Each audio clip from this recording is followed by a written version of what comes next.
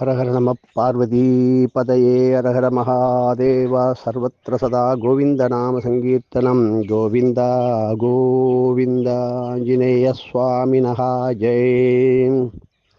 இன்று குரோதி வருஷம் உத்தராயணம் ஹேமந்த ருது மகர மாசம் தேய்பிறை பஞ்சமி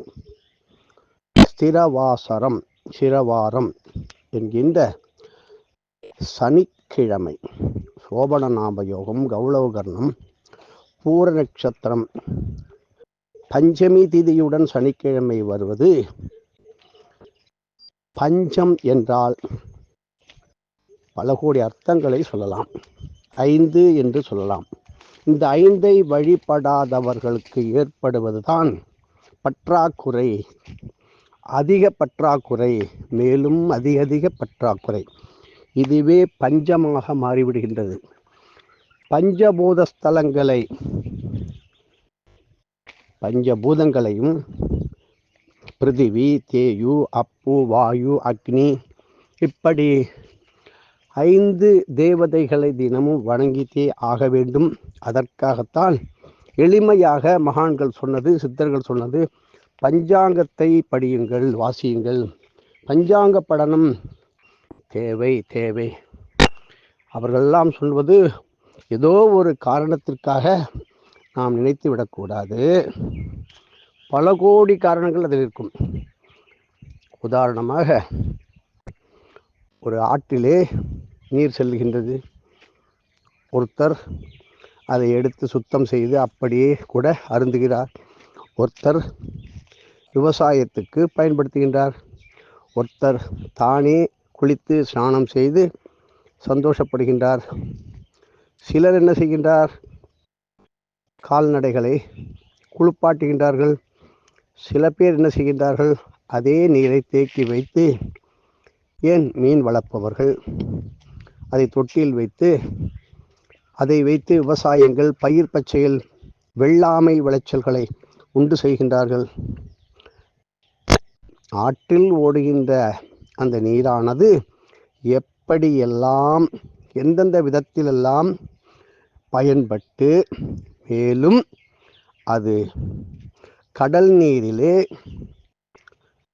கலந்து தனது சுவையை மாற்றி உப்பு நீராக மாறுகின்றது. அந்த கடல் நீரானது நாம் விஞ்ஞானத்தில் சொல்வது போல ஆவியாக மேல் நோக்கி சென்று வானலோகத்தை அடைந்து அதுவே மேகமாக மாறி மீண்டும் மழையாக வருகின்றது. ஆக எதுவும் மறைந்து விடுவது அல்ல. ஒன்றுக்கு 100 புதிதாக நாம் சொல்வோமே, புதிய திட்டம். அந்த திட்டம்தான் ஆற்று நீர்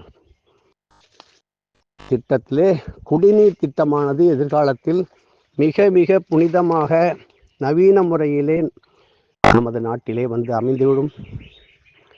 நீர்ப்பஞ்சம் ஏற்படாமல் இருந்தால்தான் நமக்கு முதலில் ஆரோக்கியம், ஹெல்த்து, அதில் எந்த விதமான பாதிப்பும் சோதனையும் வராமல் இருக்கும். இன்று திருவையாறு செல்கின்றவர்கள் முடிந்தால், எல்லாற்றுக்கும் முயற்சி கண்டிப்பாக. இறைவன் வீடு தேடி கூட வந்து அழைப்பான். பலவித உருவங்களிலே, ரூபங்களிலே, செய்கையால, சொல்லால, எப்படியோ செய்தி ரூபமாக இறைவன் நம்மை அழைப்பான். அந்த இறைவனை அழைக்க விடுகின்றவர்கள்தான் சித்தர்கள். காஞ்சி கனிந்த கனி, ஒருவர் பெரிய கவிஞர் ஒரு காலத்தில் இருந்தாராம். அவரை கண்டாலே அவருக்கு பிடிக்காது. அதாவது கவிஞருக்கு அந்த மகானை பிடிக்காது. இருந்தாலும் மகான்கள் யாரிடமும் விரோதமோ கோபமோ பாராட்டுவது இல்லை, கொள்வதும் கிடையாது. அவர்களுக்கு இந்த உலகத்தில் உள்ள அத்தனை ஜீவராசிகள், மனித குலம் முதல் பிராணிகள் வரை, எறும்பு முதல் ஈக்கள் வரை என்று சொல்லுவோமே, அதிலும் உள்ள அதற்கு நமக்கு கண்ணுக்கு தெரியாத எத்தனையோ புழு பூச்சிகளுக்கும் அதற்கும்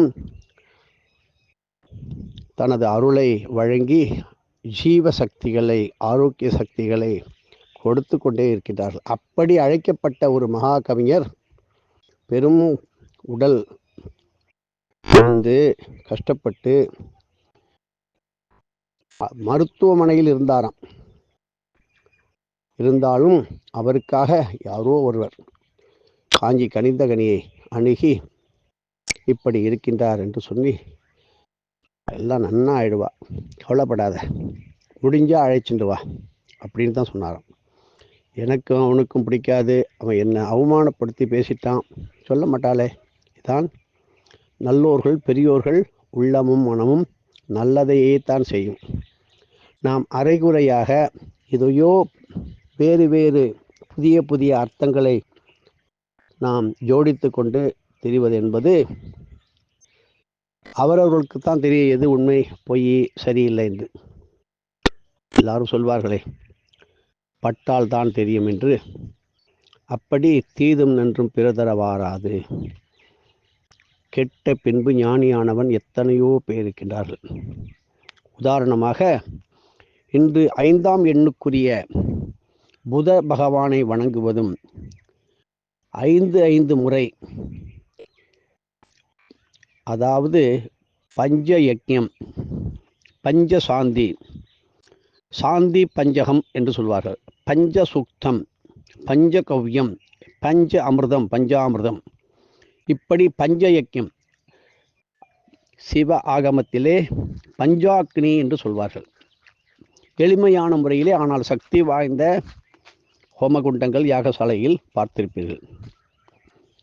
இந்த பஞ்சபூதங்களையும் பஞ்ச அங்கங்களையும் பஞ்சபூத சக்திகளையும் பஞ்ச நதிகளும் ஒன்றாக சேருகின்ற இடம்தான் திரு ஐயாரப்பனுடைய ஆலயத்திற்கு அருகிலே 5 நதிகள் ஒன்றாக சேர்கின்றது.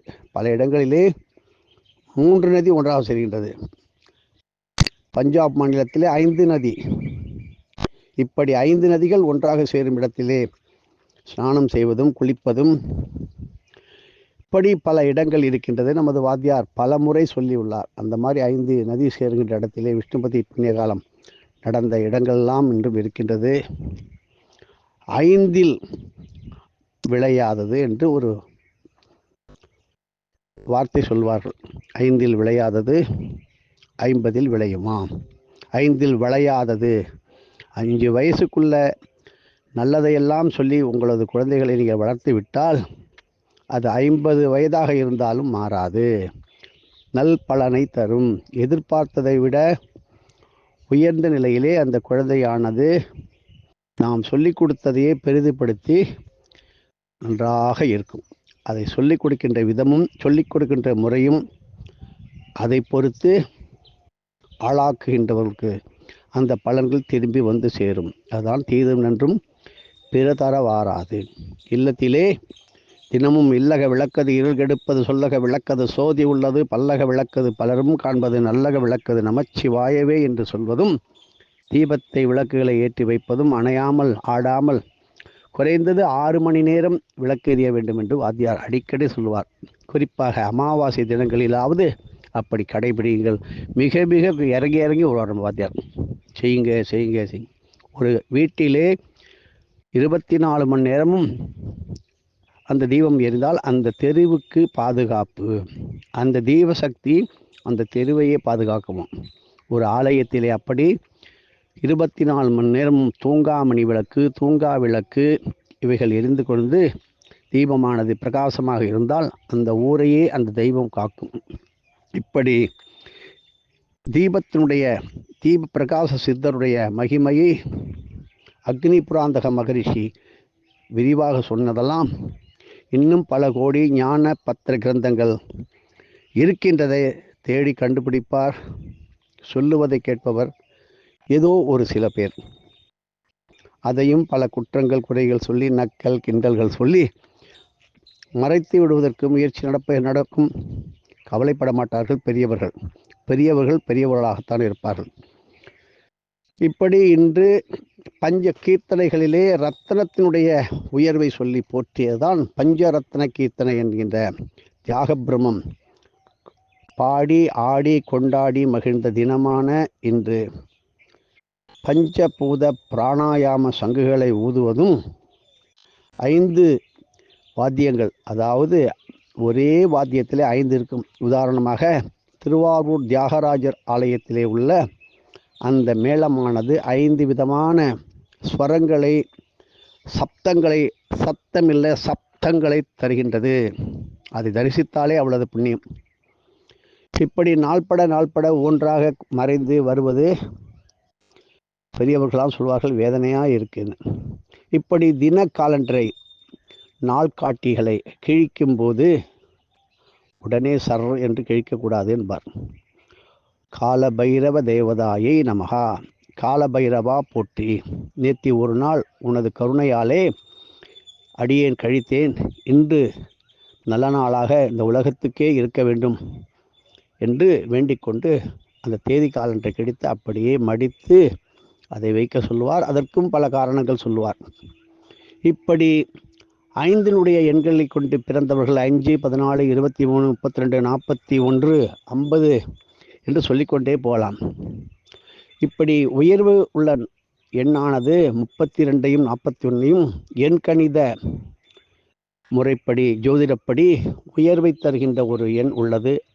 அதை உத்தமர்களிடம் கேட்டு எப்படி பயன்படுத்துவது என்பதை நீங்கள் செய்யும் பொழுது உங்களது மனமானது நல்வழிக்கு ஈடுபட்டு ஆசைப்பட்டு அதை நல்ல விதமாக அடைந்து நல்ல விதமாக முன்னேற்றம் கொடுக்கின்ற அற்புதமான சக்தி வாய்ந்த 9 மத்தியிலே 2 பக்கமும் 4, 4, 8, அந்த பக்கமும் 4, இப்படி மத்தியிலே இருக்கின்ற புதனானவன் மத்தியஸ்தனவனாக மிதுன ராசியை கொண்டவனாகவும் கன்னியா ராசிக்கு அதிபதியாகவும் இருக்கின்ற புத பகவான் என்னைக்கும் சௌமியன் என்று சொல்வாங்க. சௌமிய நாராயணன் என்று அந்த காலத்திலே பெயர் வைத்தார்கள். இப்படி புத பகவானை வழிபடுகின்றதும் அவரவர்கள் பிறந்த தேதிக்கு ஏற்றவாறு என்னென்ன தெய்வங்களை வழிபட வேண்டும், தேதியை, பிறந்த தேதியை மாற்ற முடியுமா? நட்சத்திரங்களை மாற்ற முடியுமா? முடியாது. கிழமைகளை மாற்ற முடியுமா? ஒரு வினாடி கூட மாற்ற முடியாது.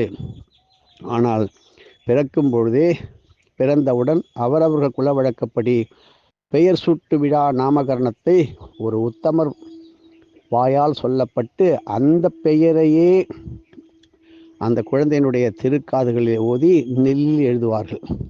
ஆனால் காலத்தின் கோலம் அவர்களை மாயையில் விழ வைத்து சொன்ன பெயரை மாற்றி வைத்து கொண்டாடுகின்ற உலகமாக மாறிவிட்டது. எதிர்காலத்தில் என்ன வரும் என்பது அவர்களுக்கு தெரியுமோ தெரியாதோ. நல்லது வந்தால் அவருடைய அதிர்ஷ்டம், கெட்டது வந்தால் அவனால் தான் வந்தது. இப்படி மாற்றி பேசுகின்ற உலகமாக இருக்கிறதே உலகம். ஒரே இடத்தை மட்டும் இல்லை, இந்த உலகத்தில் அப்படி தான் நடக்கும். இட்டார் பெரியோர் இடாதார் இழிகுலத்தோர் பட்டாங்கில் உள்ளபடி. இப்பொழுது வருவோம். நாம் எல்லாம் சிவாலயங்களிலே பார்ப்போம். 63 நாயன்மார்களுடைய திருவுருவத்தை சிலாரூபமாக பார்த்து கொண்டிருக்கின்றோம். ஆனால் நாயன்மார்கள் 63 மட்டும் இருந்தார்கள் ஒரு காலத்திலே. இப்பொழுது நமது வாத்தியார் அப்பொழுதே சொன்னார், 70 நாயன்மார்களை தாண்டி விட்டார். ஏன் வாரியார் சுவாமிகளும் அதில் வருவார், பாலன் தேவராயன் வருவார்.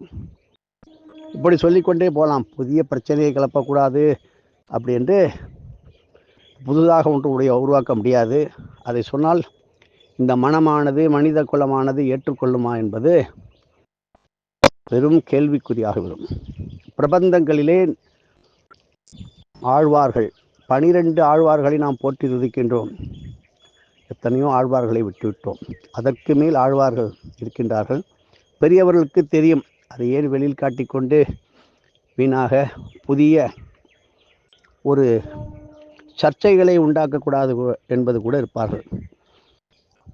பெரிய பெரிய உபன்யாசகர்கள் கம்பநாட்டாழ்வார் என்று சொல்வதை கேட்டிருப்பீர்கள், விபீஷ்ண ஆழ்வார் என்று சொல்வதை கேட்டிருப்பீர்கள். இவர்கள் 12 ஆழ்வாருக்கும் மேலான உயர்ந்த நிலையில் இருக்கின்றார்கள் என்பது தெரியாது. ஆனால் இவர்களுக்கெல்லாம் ஜாதி, மதம், இனம் என்பது கிடையாது.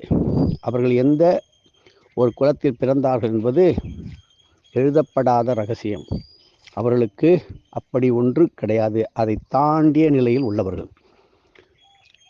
4000 பாசுரங்கள், 4000 திவ்ய பிரபந்தம் என்று சொல்கின்றோம். 4000 தவிர இன்னும் பல கோடி ஆயிரங்கள் அவர்கள் வாழ்ந்த காலத்தினுடைய காலமானது யாராலும் குறிப்பிட முடியாதது. தெய்வ ரகசியம். இத்தனை வருடம்தான் இருந்தார், இந்தந்த இடத்தில் வசித்தார், இதைத்தான் புசிப்பார், சொல்லவே முடியாது. ஒவ்வொரு ஆழ்வாரனுடைய பெருமைகளை, அற்புதங்களை சொல்ல சொல்ல கேட்கும் பொழுது நன்றாக இருக்கும். கேட்டவுடன் மறந்து விடுவார்கள். இதுதான் மாயை. கம்பநாட்டாழ்வார் தமிழிலே ராமாயணத்தை படிக்காத காலத்திலே எழுதி அதை ஸ்ரீரங்கத்திலே ரங்கநாத பெருமானுடைய ஸ்தலத்திலே தான் அரங்கேற்றம் செய்தார்.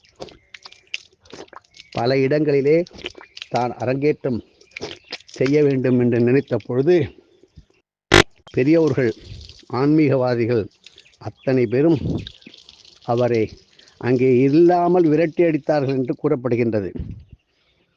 ஆனால் அதில் ஒரு நல்லது இருக்கு. முடிவாக கடைசியாக சடையப்ப வள்ளல் தனது காரியத்தை நிறைவேற்றி கொடுக்கும் பொருட்டு கம்பருக்கு உதவியதாக ஆதாரங்கள் இருக்கின்றது. அவர் குழந்தையை அழைத்து கொண்டு கம்ப நாட்டாழ்வாரை அழைத்து கொண்டு ஒரு இடத்திற்கு சென்று அந்த இராமாயணத்தை அரங்கேற்றுவதற்கு சகலவிதமான ஏற்பாடுகளையும் செய்து கொடுத்து அரங்கேற்றம் செய்த இடம் ரவிக்குல தெய்வமான குல தெய்வமான ரங்கநாதருடைய ஆலயத்திலே, ஸ்ரீரங்க ரங்கநாதருடைய ஆலயத்திலே அங்கே அரங்கேற்றம் செய்ய அத்தனை கோடி தேவாதி தேவர்கள், அதே ராமர், லட்சுமணர், பரதர், சத்ருக்னர் தனது சுய உருவத்துடன், முழு உருவத்துடன் அவதாரமாகி அங்கே அருள்மழை புஷ்ப விமானத்துடன் வந்து இறங்கி அருள்மழை வார்த்தையிடம் இன்றும் ராமாயணம் அரங்கேற்றப்பட்ட அந்த 4 தூண்களை கொண்ட மண்டபமானது ஸ்ரீரங்கம் ரங்கநாத பெருமாள் தாயார் சன்னதிக்கு எதிரே இருக்கின்றது. ஏன் பெருமாள் சன்னதி அங்கே செய்யக்கூடாதா என்றும் நமக்கு ஒரு யோஜனை வரும். கருணை உள்ளம் கொண்டவள் தாய் மட்டும்தான். தாய் சொன்னால் தந்தை தட்டமாட்டான். அப்படி தாயாரினுடைய அனுக்கிரகத்துடன் அங்கே ராமாயணமானது அரங்கேற்றப்பட்ட இடத்திலே உட்கார்ந்து, ஏன் இன்று சுந்தரகாண்டம் ஒரு சர்க்கமாவது வாசிக்கலாம், சொல்லலாம். அந்த 4 தூண்களிலும் வேத சக்திகள் இருக்கின்றது. ரிக், யஜுர், சாம, அதர்வண வேதம் என்ற வேத சக்திகள் நிறைந்த அந்த தூண்களுக்கு மத்தியிலே கோலம் போட்டு திருவிளக்கு ஏற்றி வைத்து வேத பாராயணங்கள் முழங்கும் பொழுது அங்கே அத்தனை தேவதைகளும் இன்றும் அருள் பொழிந்து கொண்டே இருக்கின்றது.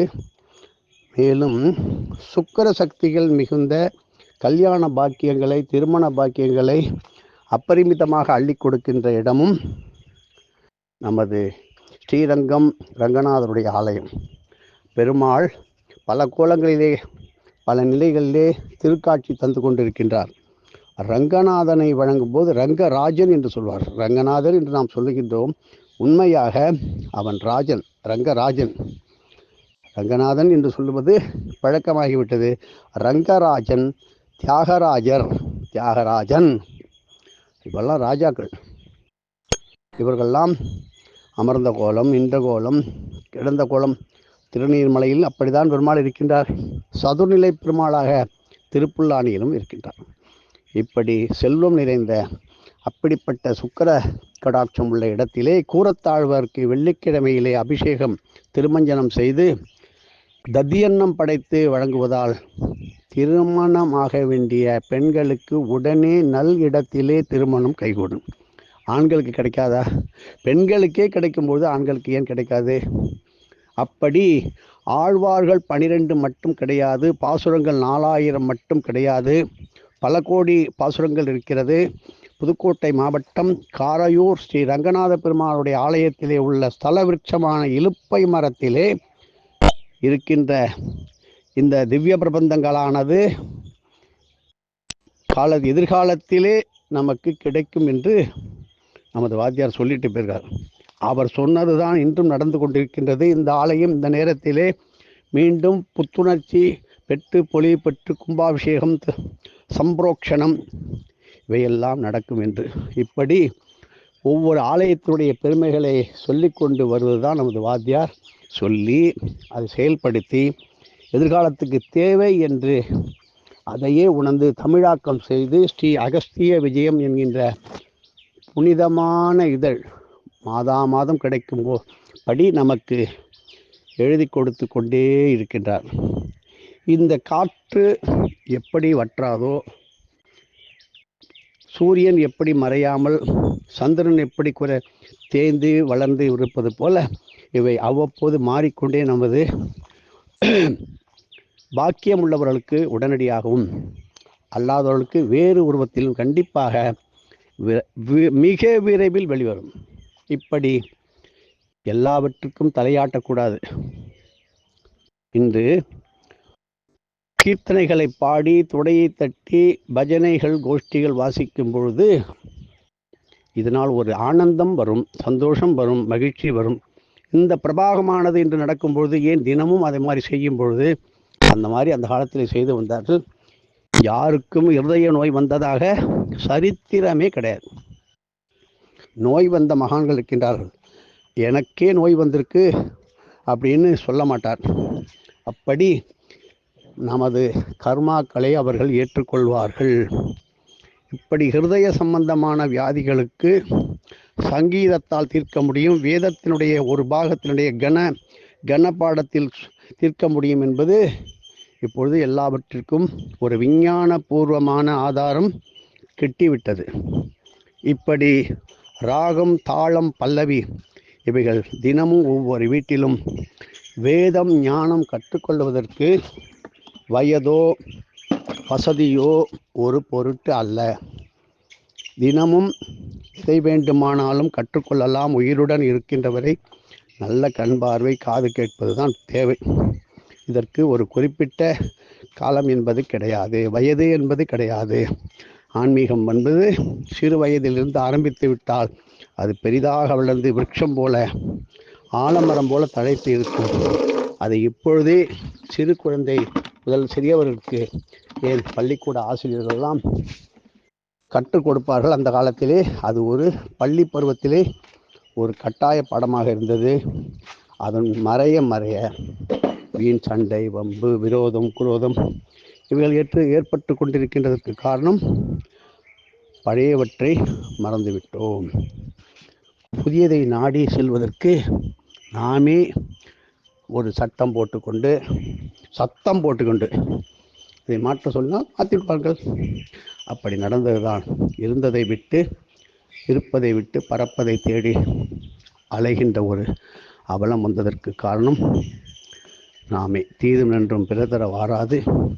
இப்படி உத்தராயண புண்ணிய காலத்திலே பஞ்சமூர்த்தி புறப்பாடு, இந்த மாதமானது வருகின்ற அமாவாசையானது ஜனவரி மாதம் 28 போதாயன அமாவாசை, மறுநாள் சர்வ அமாவாசை, தை அமாவாசை, மிக உயர்வு உத்தராயண அமாவாசை. அப்போதைக்கு இப்பொழுதே நீங்கள் தயாராக இருக்கணும். அமாவாசைக்கு முதல் நாள், நாளைக்கு அமாவாசைன்னு சொன்னால் நேர்த்தி சொல்லக்கூடாதா, தயாராக இருப்போமே என்று கேட்பவர்கள் இருக்கின்றார்கள்.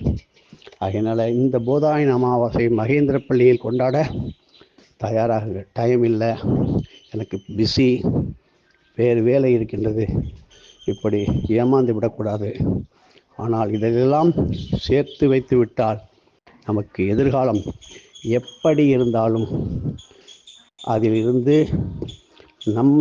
நம்மை சுற்றி உள்ளவர்களையும் நமது தெய்வீக சக்தியினால் அவர்களுக்கு நல்லது செய்ய முடியும், காவந்து செய்ய முடியும். ஏன் நம்ம வீட்டுக்கு 4 பேருக்கு சாப்பாடு கிடைக்கிறது போல் உங்கள் பின்னாடி வருகின்ற 2 பேருக்கும் உங்களால் உதவ முடியும். முதலிலே அதற்கு தேவை செல்வ வளம். அந்த செல்வ வளத்தை முதலில் பெற வேண்டும் என்றால் நாம் தீர்க்க வேண்டிய கடன்கள் கொஞ்சம் இருக்குது. யாருக்கிட்டையுமே நான் கடன் வாங்கலை சார். வந்த காசை வச்சு என் குடும்பம் உண்டு, நான் ஜாக்கிரதையாக செலவு பண்ணிவிட்டு ஒருத்தனுக்கும் நான் கடன் கொடுக்கல, நான் ஒருத்தங்கிட்டையும் வாங்கலை. எத்தனையோ பேர் சொல்கிறாங்க இன்றைக்கும். சரியா? அது அல்ல. மாத்திருக்கடன், பித்திருக்கடன், தேவகடன், ரிஷிகடன் இவைகளை அர்க்கியம் தர்ப்பணம் மூலம் தினமும் கொடுத்து கொண்டே வந்தால் ஒரு நாள் என்பது ஒரு ஆயுளாக, நமது ஒரு வருடம் என்பது தேவர்களுக்கு ஒரு நாளாக கணக்கிடப்படுகின்றது. அப்பொழுது ஒருவர் 90 வருஷம் 90 வயது இருந்திருக்கின்றார், 100 வயது இருந்திருக்கின்றார், அதற்கு மேலே இருக்கின்றார். அப்படியே குறைத்து பாருங்கள். 100 நாள் வாழ்ந்தார், 150 நாள் வாழ்ந்தார், 200 வயது இருந்தால் கூட 200 நாள் வாழ்ந்தார் என்று தான் சொல்ல முடியுமே தவிர, இந்த 365 நாள் 360 நாள் என்பது தெய்வீக வாழ்க்கையில் இடம்பெற வேண்டும் என்பதுதான் மகான்கள் விருப்பம். புனரபி ஜனனம், புனரபி மரணம், மீண்டும் மீண்டும் பிறந்து எத்தனையோ பிறப்பு பிறந்து இழைத்தேன் எம்பெருமானேன்னு சொல்கிறீங்கள. இப்படி புல்லாகி பூண்டாகி பறவையாகி பல்விருவமாகி இப்படி மீண்டும் மீண்டும் பிறந்து இறப்பதை மகான்கள் தடுக்கின்றார்கள், வேண்டாம் என்று சொல்லுகின்றார்கள். இப்படி ஊரிலேன் காணி இல்லை, உறவும் மற்றொருவர் இல்லை, பாரிலே நின் பாதம் மூலம் பற்றினேன், பரமமூர்த்தி காரொளி வண்ணனே கண்ணனே கதறுகின்றேன் ஆரொளி கலைகண் அம்மா அரங்கமா நகரலானேன் என்று தாயும் ஆனவர் சொன்னதை தெரிந்து கொள்ளுங்கள். அந்தந்த ஊரில் உள்ள மலை தினமும் நடை வாக்கிங் போல சுற்றி வருவதும் அளவற்ற பயனை தரும். வீணாக உடல் ஆரோக்கியம் என்று செய்து கொண்டு வெறும் சாலையில் நடப்பதை விட கோவிலை குளத்தை சுட்டுங்கள். இதற்கு எந்த விதமான தடையும் கிடையாது. எவர் வேண்டுமானாலும் தேதியை பார்க்கின்றார்களே, இதற்கு எதுவும் ஒரு மனம், மதம், இனம், குலம் தடைப்படுகின்றதோ இல்லை. தின கேலண்டரை பார்க்குறோம், இன்னார் தான் பார்க்கணும், இன்னாருக்கு அது ஒத்து வராது. ஆனால் எந்த மொழியையும் நாம் இலக்காரமாக பேசிவிட்டோமோ அந்த மொழியை நம்மை படாத பாடு படுத்திவிடும். அதுதான் நமக்கு சோறு போடுகின்ற நிலைமைக்கு வந்துவிடும். அதனால் யார் நம்ம திட்டினோம்னா, வெறுத்தோம்னா, அவங்க கையிலேயே நம்ம காலிலேயே சொல்லுவோமே, அவங்க காலிலேயே விழுந்து அவருடன் சேர்ந்து அவருடைய உதவியை நாடும் நிலைமை வரும். எதிர்காலத்தில் மிக விரைவிலே குற்றங்கள் சட்டப்படி குறையும் நாளான இன்று தர்மசாஸ்திரத்தை படியுங்கள். இன்று நீதிபதிகள் வழக்கறிஞர்களுக்கு வெற்றி கிடைக்கின்ற நல் இடம், உத்தியோகத்தில் உயர்வு, பேரும் புகழும், வழக்கில் வெற்றி. அப்படி நீதிமன்றத்தில் ஒரு நல்ல நிலை ஏற்பட்டு உலகமே போழும் அளவுக்கு புதிய விதிய நல் சட்டங்கள் எல்லாம் ஒவ்வொரு நாட்டிலும் ஊரிலும் உலகத்திலும் ஏற்படுகின்ற நல்ல நாள் இன்று. அண்டங்காக்கைகளுக்கு உணவு வைப்பதும், சனீஸ்வர பகவானை வணங்குவதும், எள் முடிச்சு தீபம் ஏற்றுவதும், மந்தவேக கச்சை தூபம் ஏற்றுவதும், சனீஸ்வர பகவானுடைய காயத்ரியை சொல்வதும், கருவேப்பிள்ளை பொடி சாதம் படைத்து சனீஸ்வர பகவானுக்கு படைத்து தானம் செய்வதும், பறவைகள் பட்சிகளை காமந்து செய்வதும், அவைகளுக்கு உணவிடுவதும், எறும்பு முதல் ஈக்கள் வரை உணவிடுவதும் அளவற்ற பலனை தரும். நாம் வாழ வேண்டும், நாம் சமைத்தோம் சாப்பிட்டோம் என்று நினைப்பதற்கு உள்ள காலம் இது அல்ல. காலமானது புதிய புதிய முன்னேற்றங்களை கொண்டு வருகின்றபடியால் நம்ம சொல்லுவோமே, நிற்க நேரம் இல்லை, சாப்பிடக்கூட நேரம் இல்லை, தண்ணி குடிக்க நேரம் இல்லை அப்படி என்று. ஆனால் ஒவ்வொருவரும் ஒவ்வொரு கலையிலே தனி சிறப்பை பெற்றிருப்பார்கள். அதான் கலைவாணியின் கருணை. ஒவ்வொருக்கும் ஒரு கலையிலே நிபுணத்துவம், மாஸ்டர், எக்ஸ்பர்ட், எக்ஸ்பீரியன்ஸ் வேற, எக்ஸ்பர்ட் வேற. இப்படி ஒவ்வொன்றும் செய்து பார்க்கும் பொழுது அவை நமக்கு ஒரு சந்தோஷத்தை கொடுக்கின்ற நல்ல நாள். எந்த கலையையும் எந்த தொழிலையும் இழிவாக பேசக்கூடாது. ஒவ்வொருவருக்கும் ஒவ்வொரு திறமையை இறைவன் கொடுத்துள்ளான். முன்னோர்கள் சொல்லிவிட்டு சென்றிருக்கின்றார்கள், கடமையே கண்ணாயிரம் என்று இருப்பார்கள். அப்படி சதா சர்வ காலம் இறைவனே, ஒரு ஆலயத்தில் உள்ள இறைவனே நம்ம பிரதிஷ்டை செஞ்சு விட்டோம், கும்பாபிஷேகம் செஞ்சு விட்டோம்னாக்க நம்ம வீட்டுக்கு கதவை சாத்திட்டு போயிட்டோம்னா அந்த இறைவன் என்ன செய்வார்? அவரும் நின்றே இருப்பாரா? கிடையவே கிடையாது. அதுக்குத்தான் கண்ணால் காண முடியாமல், மனதால் எண்ண முடியாமல், வாயால் சொல்ல முடியாத அதீதமான சக்தி பிரபாகத்துடன், ஜோதி பிரபாகத்துடன் ஒவ்வொரு இறைவனும் அவரவர்களும் வேத மந்திரங்களையும் ஞான தத்துவங்களையும் உரைத்து கொண்டே இருக்கின்றார். அதுக்கு தான் சொல்லுவாங்க, கடவுள் என்னோடையே பேசுகின்றார். உண்மைதான். அருள்வாக்கு சொல்லுகின்றவர்களாம் அந்த இறைவன் சொல்வதை கேட்டு சொல்கின்ற உத்தமர்களும் உண்டு. யாரையும் இல்லை என்று சொல்ல முடியாது, எதையும் அப்படியே கண்மூடித்தனமாக நம்பவும் முடியாது என்று சொல்வார்கள். நல்லவர்கள் மேல் சந்தேகம் வரும். இப்படிப்பட்ட கலியுகத்தில் நல்லது செய்தால் கூட ஒரு காரியம் நடைபெற்று விட்டால் நன்றி கடனை அன்றே முடித்து விட வேண்டும். நாளைக்கு என்று தள்ளி போட்டு கொண்டால் நாளை என்பது யார் கையில் இருக்கின்றது? பறக்க விட்டுருக்கான், நம்ம பறந்து கொண்டிருக்கோம். நூலை கட் பண்ணிட்டான்னா முடியுமா? இன்று today is hours, tomorrow is never's. இன்று நடப்பதைத்தான் நாம் கொண்டாட வேண்டும். ஒழிய நாளை நடப்பது நாராயணனுடைய செயலாக இருக்கலாம், நமது குருவனுடைய முடிவாகத்தான் இருக்கும். இப்படி ஒவ்வொருவருக்கும் ஒரு குரு இருக்கின்றார். சனீஸ்வரனுக்கு காக்கை பரணி சித்தர், சனிபரணி சித்தர், காகபோஜ என்ற சித்தர் என்று காக்கை குலத்திற்கு இருப்பது போல, எறும்புக்கு பிப்பிலாத மகரிஷி இருப்பது போல, சாம்பிராணிக்கு மஞ்சுபாஷிய மகரிஷி இருப்பது போல, நெல்லுக்கு சூரிய பகவான் இருப்பது போல, சாப்பாட்டிற்கு அன்னபூர்ணி இருப்பது போல, காய்கறிகளுக்கு சாகம்பரி இருப்பது போல ஒவ்வொன்றுக்கும் ஒரு குரு உண்டு. குருவை வணங்கினோர் வாழ்வில் முன்னேற்றம் பலவிதமான இரகசியங்களுடன் ஆனந்தத்துடன் குருவினுடைய திருவடியில் இருந்து விழி கிடைக்குமா, அபய கரம் கிடைக்குமா என்கின்ற பாட்டை தினமும் ஒரு முறையாவது குடும்பத்தில் பல இடங்களிலே சத்சங்கமாக ஆலயங்களிலே ஓதி தேவாரம், திருவாசகம், முற்றோதுதல் ஓதுவதும், சிவபுராணம் ஓதுவதும், பஞ்சசாந்திகளை ஓதுவதும் மன அமைதியை, உலகத்திற்கும் அமைதியை, வீட்டிற்கு, நாட்டிற்கு, இடத்திற்கு, நாட்டை ஆள்கின்றவர்களுக்கெல்லாம் ஒரு சந்தோஷத்தை கொடுக்கின்ற பொது ஜன காரியமாக, சமஷ்டி காரியமாக செய்வதும், ஏழை குழந்தைகளுக்கு அவர்கள் குல வழக்கப்படி உபநயனம் செய்து வைப்பதும், பிரம்மச்சாரி தோஷத்தை நிவர்த்தி செய்யும் கன்னி பெண்களுக்கு, குழந்தைகளுக்கு சித்தாடை என்கின்ற சின்ன சின்ன பாவாடை வாங்கி கொடுப்பதும், சின்ன சின்ன சட்டை வாங்கி கொடுப்பதும், கண்ணாடி வளையல்கள் வாங்கி கொடுப்பதும், கொலுசுகள் வாங்கி கொடுப்பதும்,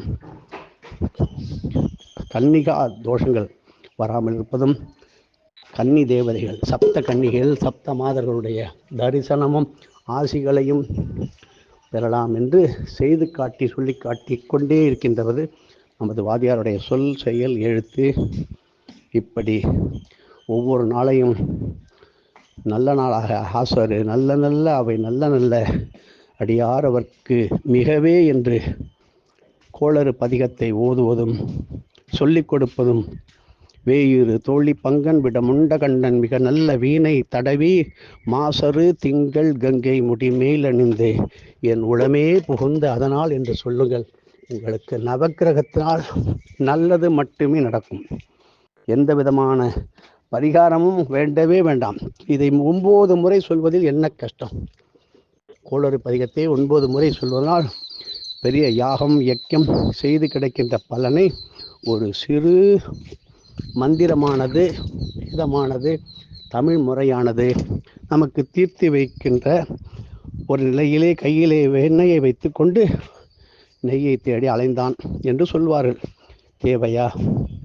இன்றைய நாள் எப்படி என்பதை நாம் ஆரம்பித்து இன்றைய நாள் இப்படித்தான் நல்லதாக நடக்கும் என்பதற்கு சர்வ வல்லமை உள்ள சித்தர்கள், யோகிகள், ஞானிகள், மும்மூர்த்திகள், தேவாதி தேவர்கள், ஜின்ஜாட்சிகள், பரமஹம்சர்கள், யதீந்தாச்சார்கள், வல்லபாச்சார்களுடைய தலைமை பீடமாக இருக்கின்ற சர்க்குரு ஸ்ரீ வெங்கட்ராமனுடைய திருப்பாதம் பணிந்து இன்று ஸ்ரீ சக்தி கணபதியே ஓம் காலஸ்வரூபாய வித்மகே காலாதீதாய தீமகி தன்னோ காலயோக சோடஜாசி சக்தி கணபதி பிரச்சோதயாத் என்று முடித்துக்கொண்டு, எதுவும் என்னுடையதல்ல, அனைத்தும் உன்னுடையதே, அருளாளா அருணாச்சலா என்று பூர்த்தி செய்வோம். ஓம் ஓம் ஓம்.